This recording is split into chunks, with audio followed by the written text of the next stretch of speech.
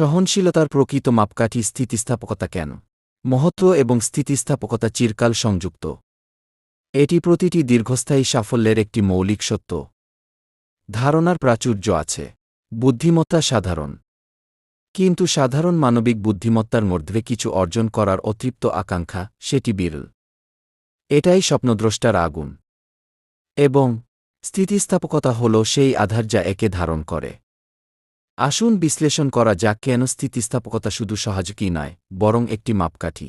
১. ধারণা ভঙ্গুর স্থিতিস্থাপকতা সেগুলোকে অবিনশ্বর করে তোলে। প্রতিটি মহান ধারণার শুরু হয় একটি ফিসফিসানি হিসেবে, যা সহজেই খারিজ, উপহাস বা বাস্তবতার দ্বারা চূর্ণ হয়ে যায়। স্বপ্নদ্রষ্টাদের শুধু ধারণাই থাকে না, প্রাথমিক ব্যর্থতা থেকে তাদের সুরক্ষাও থাকে। বিবেচনা করুন, প্রযুক্তি ক্ষেত্রে টমাস এডিসন ১,০০০ বার ব্যর্থ হননি। তিনি একটি লাইটবাল্ব তৈরি না করার ১,০০০টি উপায় খুঁজে পেয়েছিলেন। তার দৃঢ়তা ব্যর্থতাকে তথ্যে রূপান্তরিত করেছিল। সেবা ও প্রযোজনের ক্ষেত্রে ফেডেক্সের প্রতিষ্ঠাতা ফ্রেড স্মিথ রাতারাতি ডেলিভারির ধারণাটি ইয়েল বিশ্ববিদ্যালয়ে উপস্থাপন করেছিলেন, যা সি গ্রেড পেয়েছিল।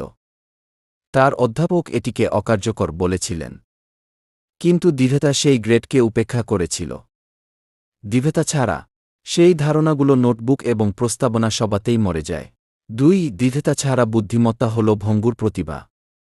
দূরদর্শী ব্যক্তিরা নিছক মানবিক বুদ্ধিমত্তাকে ছাড়িয়ে যান। কেন? কারণ সাধারণ আইকিউ বা প্রতিভা প্রায়শই একটি দেয়ালে ধাক্কা খায়, সমালোচনা, লজিস্টিক্স, বাজারের প্রত্যাখ্যান বা ব্যক্তিগত সন্দেহের দেয়ালে।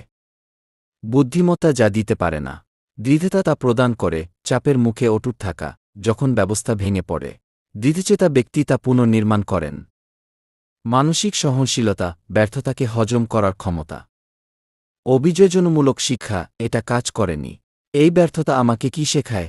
৩. প্রত্যেক উজ্জ্বল স্বপ্নদ্রষ্টার সাধারণ বৈশিষ্ট্য। স্টিভ জবস নিজের কোম্পানি থেকে নির্বাসিত হয়েও ফিরে এসেছিলেন। অপরাহ উইনফ্রে বরখাস্ত হয়েও মিডিয়া সাম্রাজ্য গড়েছেন। ইলন মাস্ক ব্যর্থতার মধ্যেও এগিয়ে গেছেন। প্রত্যেকেরই বুদ্ধিমত্তা ছিল, কিন্তু তাদের আলাদা করেছে এগিয়ে যাওয়ার অদম্য ইচ্ছা। ৪. কেন উভয়টি ছাড়া সফলতা অসম্ভব? সহনশীলতা ছাড়া ধারণা হল একটি নকশা যা কখনও বাস্তবে রূপ নেয় না। দূরদৃষ্টি ছাড়া সহনশীলতা হল গন্তব্যহীন শক্তি। এই দুটি মিলে তৈরি করে এক অপ্রতিরোধ্য শক্তি।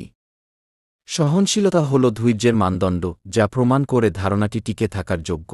তাই প্রতিটি স্বপ্নদ্রষ্টার উদ্দেশ্যে বলছি, আপনার ধারণাকে রক্ষা করুন, তবে তার চেয়েও গুরুত্বপূর্ণ আপনার সহনশীলতাকে প্রশিক্ষণ দিন। এটাই সেই শক্তি যা আপনাকে দূর পর্যন্ত নিয়ে যাবে। আপনার সহায়তা ও সমর্থনের জন্য ধন্যবাদ।